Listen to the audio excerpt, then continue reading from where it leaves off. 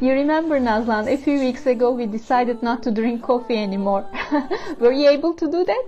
Well, I managed not to drink coffee for a whole day, but I'm not at all sure about you. Well, congratulations to you. I managed not to drink coffee only one morning, but at lunchtime I had to go back drinking it to stay awake.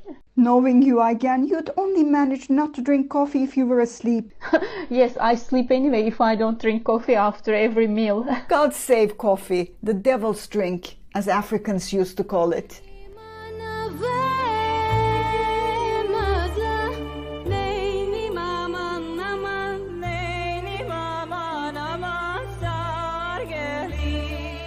Hello, we are back. I'm having coffee with my friend Nazlan Ertan. Hello to you too, Aygen Aytaç. Nazlan, you know the story of the song we are listening now? Yes, it's Sarı Gelin. Great choice of a song that's claimed by many nations in the Caucasus. You know, I always thought this was a Turkish folk song from East Turkey. But when I went to Azerbaijan for the first time, I realized both Armenians and Azeris and even Iranians were singing it in their own languages and as their own folk songs. In between us, Azeri and Armenian versions are much better, much more symphonic.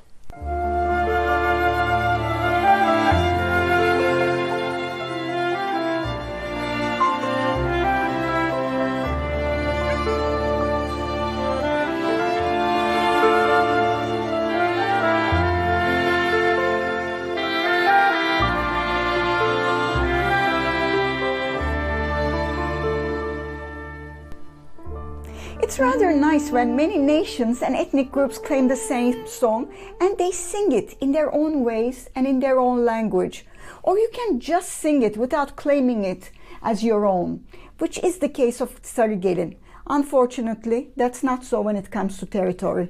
Indeed, the stories, the practices, the events, even the fates change altogether then. Which brings us to the events in the Mountainous Karabakh region in the Caucasus nowadays. Both Armenians and Azeris claim that piece of land, and they have been fighting over that since the collapse of the Soviet Union. Yes, for almost 30 years.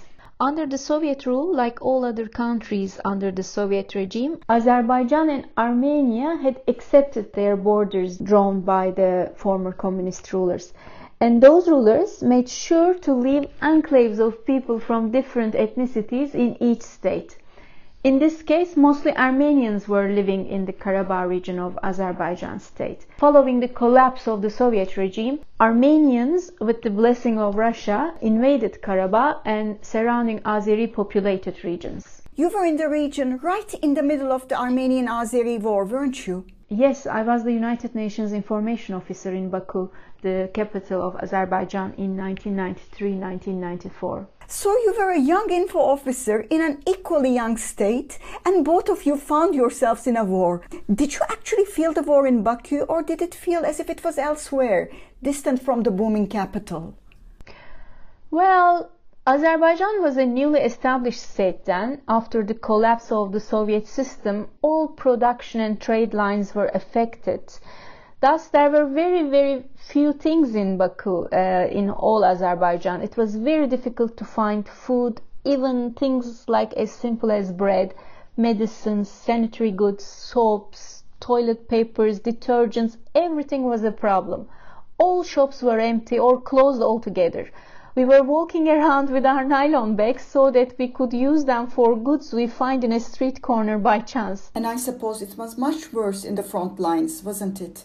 Oh, I realized the enormous scope of the problems when I started to join the United Nations fact-finding missions or needs assessment missions in the front lines and refugee camps. Hundreds of thousands of Azeris were displaced when Armenians occupied Nagorno-Karabakh and the surrounding regions where Azeris lived.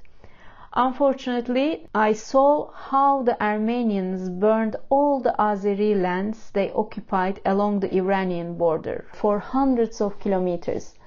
I met people, old people, young people, women, children, again old people running away from the shootings and firings of Armenians. Most of them had jumped into the Aras River between Iran and Azerbaijan in cold September-October months in 1993. One woman, one of the survivors, told me that at one point it was impossible to distinguish between the dead children and dead animals in the river. The survivors had to live in the tent camps in horrible conditions and in deep scarcity and diseases for many years after that. Azerbaijan was too weak, too inexperienced as a state in those years, almost like an orphan, and couldn't fight for its territories. But now the country is back on its feet, and it seems it is committed to continue the war till it gets back the territories it has lost.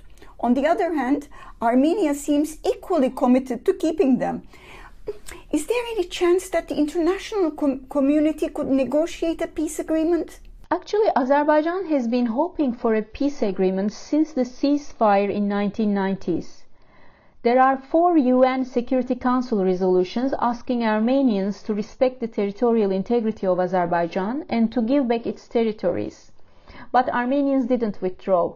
In May 1994, the clashes had stopped, and a peace process was started under the name of Minsk Peace Process with 3 co-chairs, Russia, US and France. And Azerbaijan patiently joined these talks for years, which didn't produce any results until now.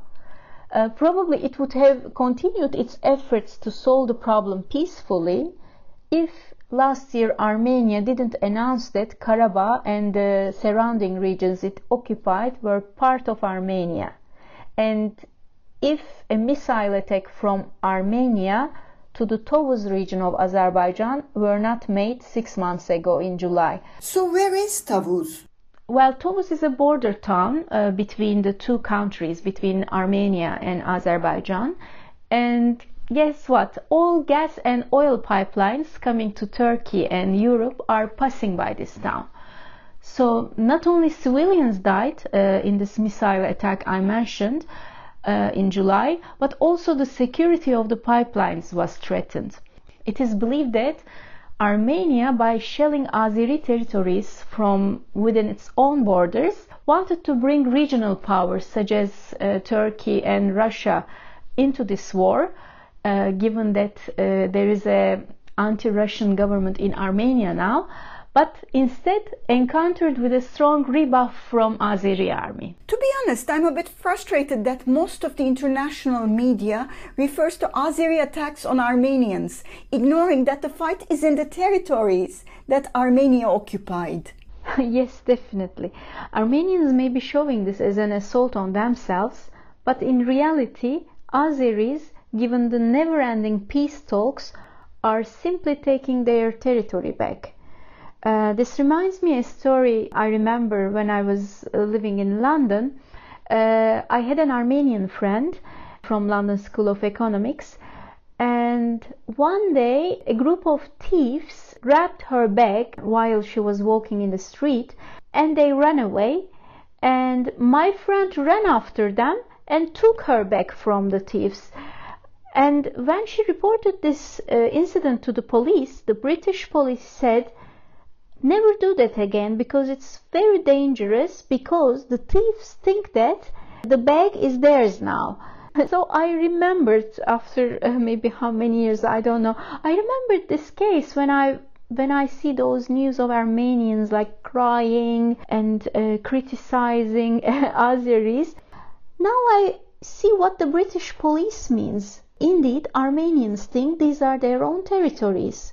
Yes, Azeris seem to have the legality on its side, plus the current military gains. But it seems to me that President Ilham Aliyev and his team seem very behind on diplomacy and communications. Indeed so. I also believe the wars are won and lost on the table. The Armenians can still win despite the territorial regains of Azerbaijan on the ground. Because Armenians have a strong diaspora in powerful countries, as you know, and they are in important places, and they have, as we see in international media, they have access to all international media organs as well.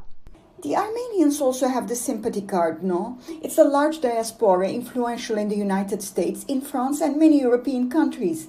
And they have cultivated an image as a small nation that has much suffered in the past, including the massacre under the Ottoman Empire, and must get something positive now.